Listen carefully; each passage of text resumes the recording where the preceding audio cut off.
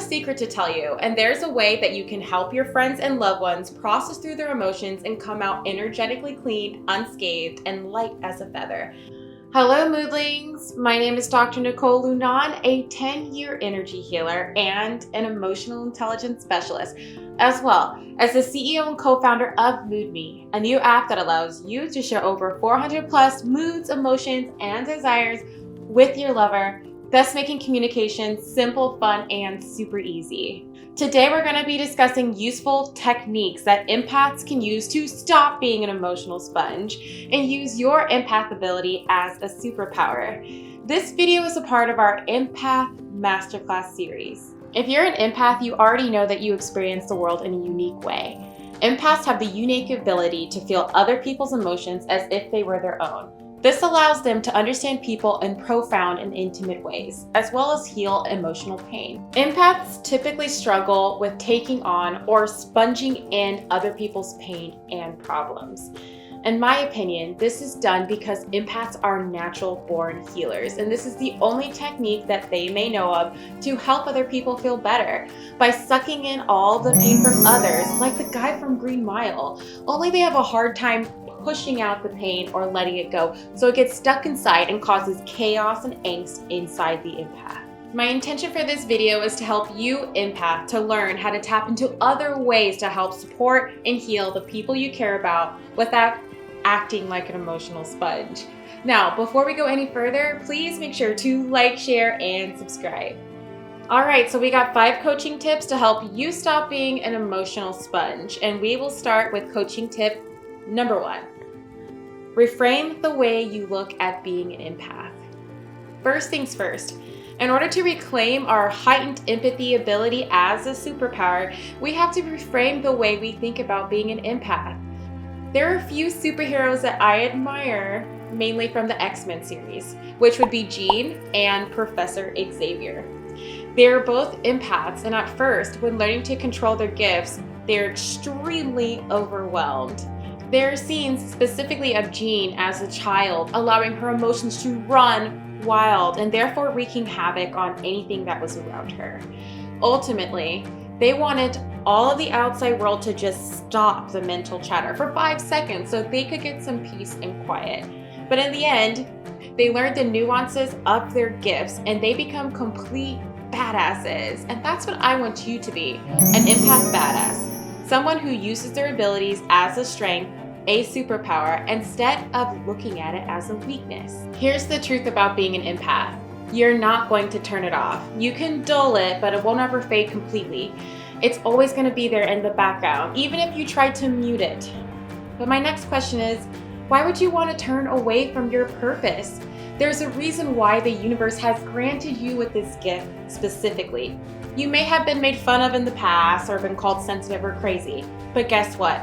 Greatness doesn't come from living inside the box. Greatness and madness are 2 sides of the same coin. People tend to shun away that of which they don't understand. And just because some don't understand you doesn't mean that your gift isn't valid and something to be proud of. I believe in you, empath. I believe in your gifts, and you are not alone. Okay, if you think about a gymnast that starts on average at 5 years old, she learns how to do a cartwheel and then learns how to do a back handspring. There are coaches that help this gymnast grow and blossom into a full elite athlete. There are not many schools that teach deeply about emotional intelligence like they do gymnastics, or how to understand how to use their empath abilities. This causes most of us to go through a self-exploration alone. So be patient with yourself, empath. Be patient with yourself, empath.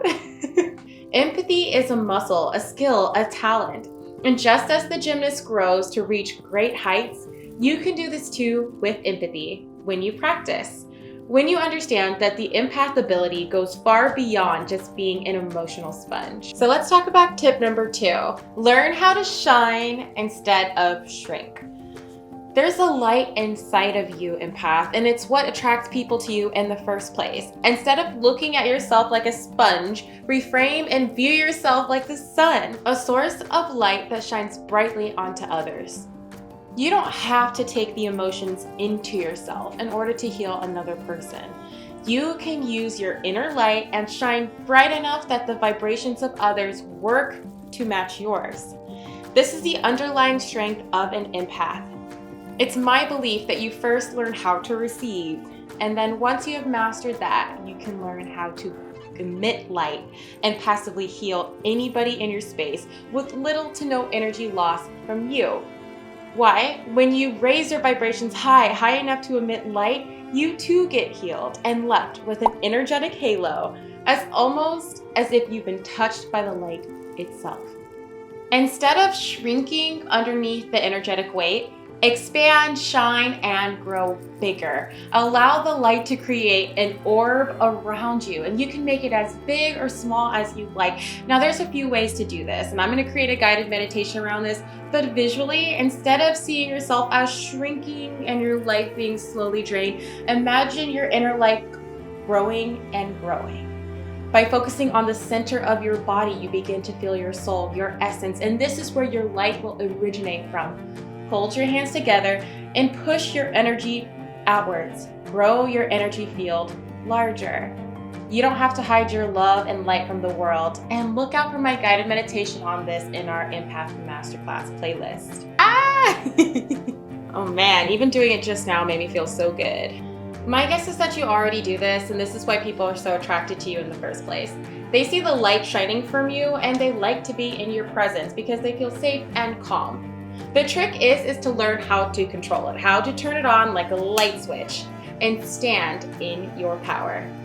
Now, in order to really shine, you're gonna have to start taking really good care of yourself, feeding yourself good foods, lots of water, and plenty of exercise, because that's when an empath's light shines the brightest. Remember, love is the strongest and most powerful vibration on this planet, and it will overcome any negative thought or energy. And dear empath, you've got a lot of love inside of you, and you can channel it into a force field of light. Coaching tip number 3. Learn how to create a healing container or hold space. I have a secret to tell you, and there's a way that you can help your friends and loved ones process through their emotions and come out energetically clean, unscathed, and light as a feather. How do you ask? Well, you can create a healing container that will hold the other person's energy instead of allowing it to sponge into you. Many of these issues that empaths run into is the internalization or soaking in of another person's energy. Imagine the energy instead going into this third-party neutral container where it will remain safe to explore, self-heal, and process. The container acts as a barrier that sucks in all of the excess energy from the other person so that you can look at it without internalizing it. The best way to heal and help another person isn't by sponging in their energy. It's by holding space, and I mean literal space. The container is the space. And once you're finished connecting, close the lid on the container and send it off with love to be recycled and renewed. Even if you're not a therapist or a coach, you can still switch into this professionalism when healing. Why? Because you're a natural born healer. Once you get used to this exercise, it will be far easier to detach from other people's energy and stories. Tip number 4, stay away from energy vampires. Energy vampires come in all shapes and sizes, and they're gonna come at you with different strategies. For example, you may meet a vampire that wants to control you and hides behind a poor me or victim attitude, thus sucking off your energy little by little until there isn't anything left for you to exist on.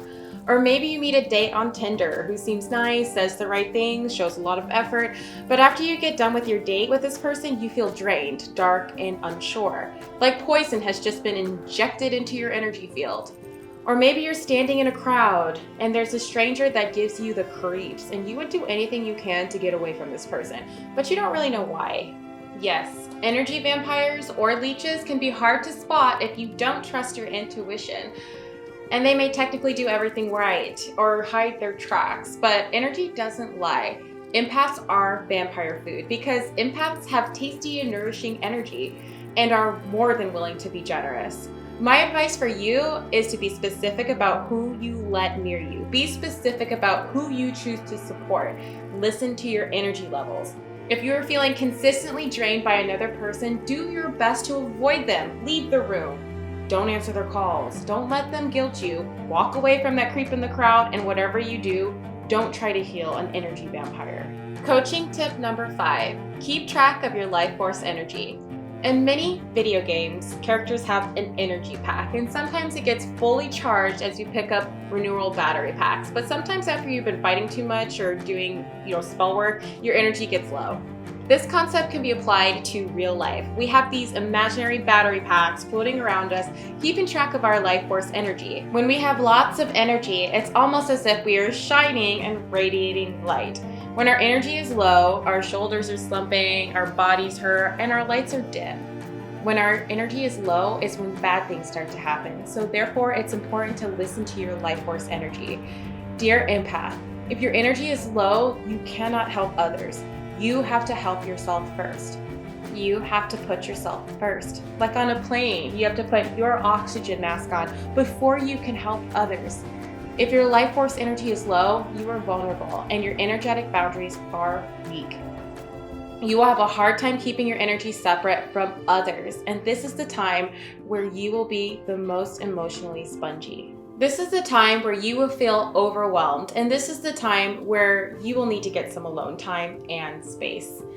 Alone time, self-care, exercise, sleep, space, this is going to recharge you, empath. And in order to use empathy as a superpower, you're gonna have to honor your life force energy.